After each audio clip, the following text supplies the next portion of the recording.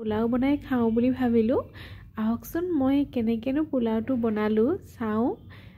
প্ৰথমে মই গেছটো অন কৰি ল'লোঁ, তাৰ পাছতে চিমটো অলপ কমাই ল'লোঁ, তাৰ পাছতে কুকাৰটো পাতি দিলোঁ। কুকাৰটো ধুই লৈছোঁ দেই ভালদৰে, যিমান পাৰোঁ ঘঁহি ঘঁহি, হ'লেও দাগ থাকিলেও লেতেৰা বুলি নাভাবিব।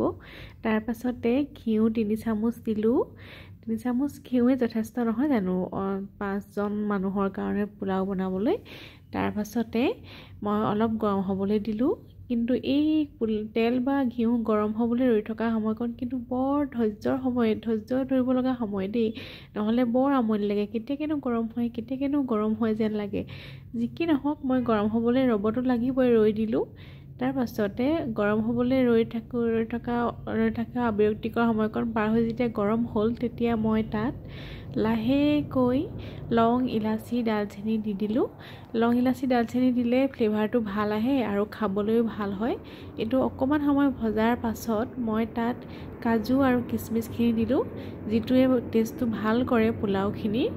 তাৰ পাছতে এইখিনি অলপ সময় ভাজিলোঁ। ভজাৰ পাছতে ভাজি যেতিয়া অলপ ৰঙচুৱা বৰণ হ'ল, তেতিয়া লাহে লাহে ভাজি থাকিলোঁ ৰঙচুৱা বৰণ হোৱালৈকে। তেতিয়া দিয়াৰ পাছত মই ইয়াত পাচলিখিনি দি দিলোঁ। পাচলিনো কি আৰু মটৰ আৰু গাজৰ দিছোঁ। এইখিনি অলপ সময় ভজাৰ পাছত চাউলখিনি দিলোঁ। চাউল মানে বাচমতি চাউল লৈছোঁ মই পোলাও বনাবলৈ, যিহেতু বাচমতি চাউলৰ পোলাও খাবলৈ বহুত ভাল হয় নহয় জানো, সেইটো কাৰণে। তাৰ পাছতে মই অলপ সময় এইখিনি লৰালোঁ, মিহলাই দিলোঁ ঘিউৰ লগত। মিহলাই তাত দিলোঁ পানী 3.5 কাপ। যিহেতু মই 3 কাপ বাচমতি চাউল লৈছোঁ, গতিকে 3.5 কাপ, একেটা কাপেৰে 3.5 কাপ মই পানী দিছোঁ।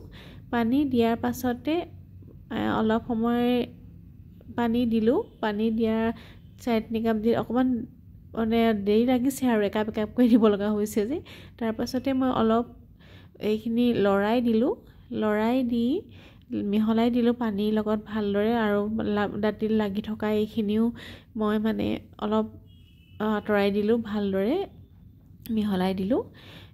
এনেদৰে অলপ সময় মিহলাই থকাৰ পাছতে মই ইয়াত লাহেকৈ ঢাকোনখন দি দিলোঁ। ঢাকোনখন মৰাৰ পাছতে ভালদৰে মাৰিলোঁ খাপ খুৱাই। মৰাৰ পাছতে মই কুকাৰটো হুইছেল আহিবলৈ ৰৈ থাকিলোঁ। এইটো ৰৈ থকা সময়কণো বহুত বিৰক্তিকৰ সময়, তথাপিও আৰু ৰ'বতো লাগিবই, যিহেতু খাবলৈ পাম যেতিয়া ভাল কিবা এটা খাবলৈ ধৈৰ্যটো লাগিবই, ধৈৰ্যৰ ফল মিঠা বুলি কয় যে।